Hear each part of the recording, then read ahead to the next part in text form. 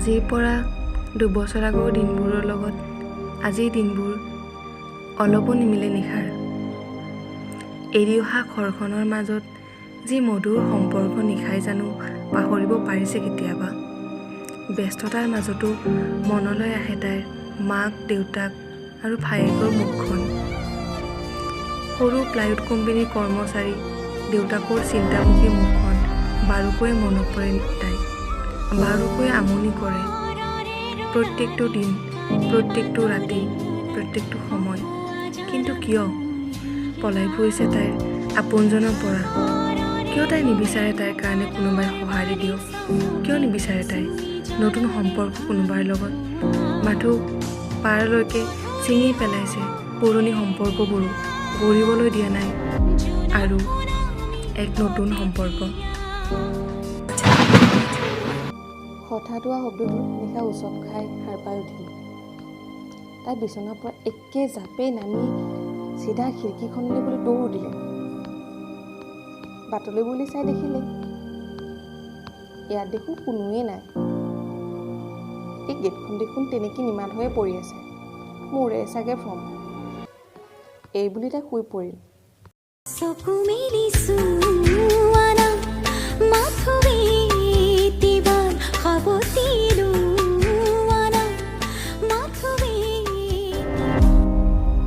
এইকেইদিন কি যে হৈছে নিশাই ক'বই পৰা নাই।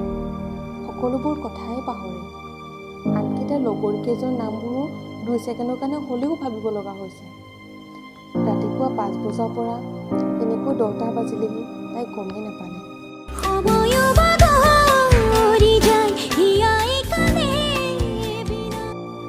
তাই ভডাফোনখনত 5টাকৈ মিছ কল, এইপিনে এয়াৰটেলখনত 7টাকৈ মিছ কল। তাই লৰালৰিকৈ ফোনটো হাতত তুলি লৈ চেক কৰিলে। কাৰণো ইমান মিছ কলো দেখি ৰাতিপুৱাই কাৰণো ইমান মোলৈ মনত পৰিলে। অফিচৰ পৰা অহা মিছ কলবোৰ ভডাফোন চিমখনত দেখিলে তাই। আকৌ এয়াৰটেলখন মিছ কলবোৰ চেক কৰি দেখিলে চিমৰণৰ মিছ কল। তাই লৰালৰিকৈ অফিচত কল বেক কৰিলে। ৰিং হ'ল, বছে ফোনটো ৰিচিভ কৰিলে। হেল্ল'। গুড মৰ্ণিং ছাৰ, আপুনি ফোন কৰিছিলে, মই ফোনটো ৰিচিভ কৰিব পৰা নাছিলোঁ। মই বিশেষ কাৰণত অকণমান ব্যস্ত আছিলোঁ, তাৰ কাৰণে চৰি ছাৰ। আপুনি কিয় ফোন কৰিছিলে? ছাৰ মই আজি অফিচলৈ নাযাওঁ বুলি ভাবিছোঁ। মোৰ গাটো খুবেই বেয়া। মোৰ যোৱা ৰাতিৰ পৰা বহুত জ্বৰ, তো এতিয়া ডক্টৰৰ ওচৰলৈ যাবলৈ ওলাইছোঁ। যদি বিশেষ অসুবিধা নহয় আজিৰ কাৰণে মোক ছুটি দিলে মোৰ সুবিধা হ'লহেঁতেন sir. Okay, thank you sir, thank you so' much sir. উফ, ৰক্ষা পৰিলোঁ, বাচিলোঁ এদিনৰ কাৰণে। মিছাই হওক সঁচাই হওক ছুটিটো যে পালোঁ কিবাকৈ। নিশাই বছৰ ফোনটো কাটিয়ে ফোনটো এইবাৰ চিমৰণলৈ বুলি লগালে। ফোনটো ৰিচিভ কৰাৰ লগেই গালি চিমৰণৰ। ঐ, কি হৈছিল তোৰ? ফোনটো কিয় উঠোৱা নাছিলি? ক'ত গৈছিলি হা? মানুহক ইমানকৈ চিন্তাত পেলাও কিয় তই? তোৰ মগজু নাই বুলি মোৰো মগজু নাই বুলি ভাবোঁ কিয়? মই তোৰ ফোন নোপোৱাই তোৰ ৰুমলৈ আহি আছোঁ জান, পালোহিয়ে আৰু। নিশাই ক'লে, বাপৰে বাপ, মোকোতো কিবা ক'বলৈ চান্স দে। তয়ে কৈ থাকিবি নেকি? তইতো মোক ক'বলৈ নিদিয়, তয়ে কৈ থাকিবি ন এতিয়া? ঠিক আছে, তয়ে যিমান গালি খুৱাব লগা আছে, পাৰিব লগা আছে তয়ে দিয়ে আৰু, মই একো নকওঁ দে। চিমৰণে ক'লে, তেনেহ'লে ফোনটো ৰিচিভ নকৰ কেলে? মই কিমান চিন্তাত পৰিছিলোঁ তই জাননে?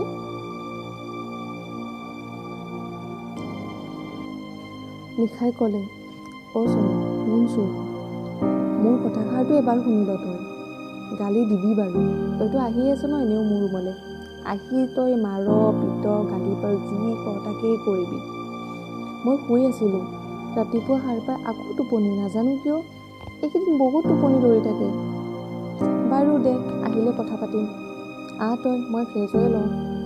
নিশা 10 মিনিটৰ ভিতৰত ফ্ৰেছ হৈ তাই সৰু ৰুমটো ধুনীয়াকৈ পৰিপাতি কৰিলে। তাই কাম শেষ হোৱাৰ লগেই খিৰিকীলৈ চাই দেখিলে চিমৰণে স্কুটি ৰখাইছে। তাই গেটখন খুলি চিমৰণলৈ বুলি দৌৰিলে। পাগলীটো ৰাতিপুৱা গালি সোপা খুৱাই দিনটো বেয়া কৰিলি তই মোৰ। দুৱাৰখন পায়েই চিমৰণে তাইক সাবত মাৰি হুক হুকাই কান্দিবলৈ ধৰিলে। তাই কান্দিয়েই থাকিল। নিশাই আচৰিতে সুধিলে, ঐ ঐ ঐ কি হ'ল তোৰ? ঐ কিয় এনেকৈ কান্দিছ তই? কি হ'ল ক না, কি হৈছে তোৰ? কি হৈছে? ভয় খাই গৈছিলি নেকি? মই মৰি যোৱা বুলি? মই মৰি নাই যোৱা নহয়, মই আছোঁ তোৰ চা, তোৰ আগতে আছোঁ। নহয় মই মৰিছোঁ চা, মই তোৰ আগত ভূত হৈ পিনে আছোঁ, চা চা চা, মই ভূত, তোক মাৰি পেলাম দেই এতিয়া। চিমৰন মানে চিমৰণে ক'লে আৰু, নেক্সট টাইম আৰু মৰা কথা নকবি অ', ময়ে মোৰ দে, নেক্সট টাইম আৰু মৰা কথা নকবি অ', ময়ে মাৰি পেলাম তোক। তই জাননে ৰাতিপুৱাই মোৰ কি অৱস্থা হৈছিল? মই তোৰ ফোনত পোৱা নাই, এইফালে কুলদীপে ফোনত পোৱা নাই, সি ক'লে তই অফিচলৈও যোৱা নাই, বহুত চিন্তা পৰি গৈছিলোঁ অ'। নিশাই ক'লে, হেই পাগলী, ইমান কিয় চিন্তা কৰিব লাগে? ইমান সোনকালে নমৰো নহয়, তোৰ তেজ মোৰ গাত আছে। ৰাতিপুৱাৰ সময়খিনি কেনেকৈ টোপনি আহিল গমেই নাপালি। ক'লোৱে নহয় তোক, মোবাইলটো চাইলেণ্ট আছিল, ভবাই নাছিলোঁ ইমানকৈ। হ'ব দে, আজিৰ পৰা আৰু চাইলেণ্ট নকৰোঁ মই। যি হ'ল হ'ল আৰু, নেক্সট টাইম তেনেকুৱা একো নহয় মোৰ মা। এতিয়া তই কান্দোন বন্ধ কৰ আৰু মই চাহ বনাই আনো, তই আৰামত বহি চাহ খা। চিমৰণে ক'লে, তোক কথা এটা কওঁ, মানে ক'বলৈ আছে, কম বুলি কোৱাই হোৱা নাই। নিশাই ক'লে, ক কি কোৱা শুনি আছোঁ মই। চিমৰণে ক'লে, গাড়ীত গৈ থাকোঁতে ক'ম দে, এতিয়া কৈ থাকিলে দেৰিয়ে হ'ব, অফিচ টাইম এনেই বহুত দেৰি কৰিলোঁ দুয়োটাই। নিশাই ক'লে, পিছে মই যে ছাৰকে আজি জ্বৰ বুলি ক'লোঁ দেৰি হোৱাৰ কাৰণে, মই ভাবিছিলোঁ অফিচ আৰু আজি কৈয়ে নাপাম। একো নহয় দে, গাটো ভাল পোৱা বুলি কৈ পিনে জইন কৰা বুলি কবি আৰু আজিৰ পিছত কিনো আছে। নিশাই ক'লে, ঠিক আছে।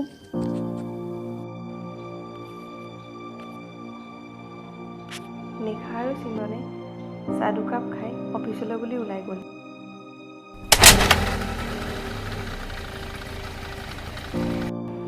আৰু কথাৰ মহলাত চিমৰণক ক'ব লগাখিনিও আজিও ৰৈ গ'ল।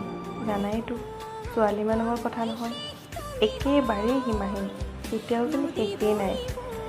দুটি ৰঙা ওঠৰ মাজেৰে হেজাৰ হেজাৰ শ শ শব্দৰ শ শ কথাই কিছু ছেকেণ্ডৰ ভিতৰতে যেন প্ৰাণ পাই উঠে।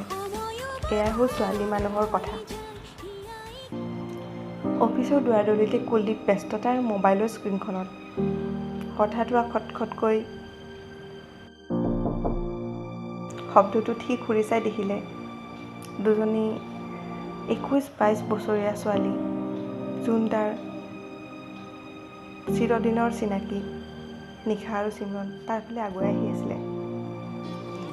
তাৰ ৰঙা পৰা চকুৰুটি আৰু হেতা পৰা মুখখনেৰে এবাৰ ভালকৈ চাইছে নিশাৰ হাঁহি পৰা উজ্জ্বল চকুৰুটিলৈ।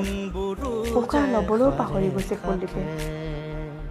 কিছু নিজকে সংযত কৰি কৈ থাকিল, ফোন কিয় ৰিচিভ কৰা নাছিলি অ'? দীপ জ্বৰ হৈ আছে, টপককৈ উত্তৰটো চিমৰণে দিলে, কিয়নো বছৰ চাটো তাইৰ ওচৰতে আছিলে। যেতিয়া কুলদীপ আৰু নিশাৰ ওচৰত বছ পিছফালে থিয় হৈ আছিলে, তেতিয়াই গম পাইছিলে চিমৰণে যে বছে সিহঁতক কিবা এটা ক'বলৈ আহিছে, আৰু যাৰ কাৰণে তাই মিছা কথা কৈছিলে টপককৈ। তোমালোক দুটা আহিলা? বহুত ফিল্ডৰ কাম আছে, মোৰ কেবিনত আহিবাচোন 10 মিনিটৰ পিছত। অ'কে ছাৰ, নিশা আৰু চিমৰন একেটা সুৰতে ক'লে। বছ গুচি গ'লগৈ। ভাল বচালি দে তই, মইতো দীপক সঁচা কথাটোৱে ক'ব খুজিছিলোঁ। নিশাৰ স্মৃতিময় হাঁহি এটা। চিমৰন শুনচোন, তই মোক সদায় এনেকৈ বচাই ৰাখিবিনে? চিমৰণে ক'লে, বচাই ৰাখিম তোক সদায় পাগলী। নিশাই কৈ উঠিলে, জাননে দীপ, আৰু তোকো কৈছোঁ চিমৰন, শুন, আমাৰ এই সাধাৰণ সম্পৰ্কটো কোনেও সন্দেহ নকৰিলে ৰক্ষা আৰু দেই। আজিকালিতো জানই ছেম জেণ্ডাৰ একেলগত থাকিলেই সন্দেহ কৰে, হয়নে নহয় কচোন ক? কুলদীপে ক'লে, কি চি নেপায় আৰু দেই, আমাৰ অসমত এতিয়াও এইবোৰ কিন্তু এলাউড নাই দেই। তই কিন্তু এইটো ভাল কথা নকলি আজি মোৰ আগত, মইতো আৰু চবকে কৈ দিম এতিয়া। ঐ ধেমালি কৰিছোঁ।